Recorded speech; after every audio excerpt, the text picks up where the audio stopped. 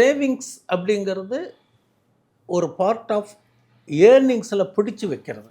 இப்போ 100ன்னு எடுத்துக்கிட்டிங்கன்னா 50% ஃபேமிலிக்கு, 30% trading, that is investment, savings.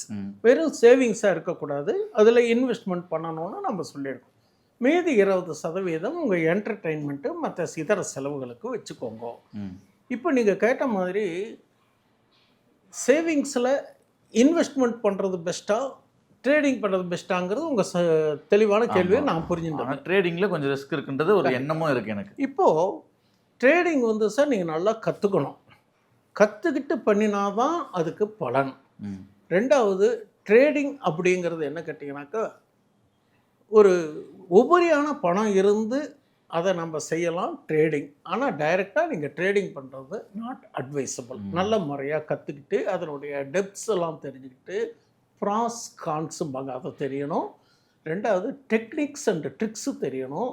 இதெல்லாம் கற்றுக்கிட்டு கொஞ்ச நாளைக்கு பேப்பர் ஒர்க் பண்ணணும். பேப்பர் ஒர்க் மீன்ஸ்னா இமேஜின் ட்ரேடிங், வாங்கின மாதிரி விற்ற மாதிரி செய்யணும்.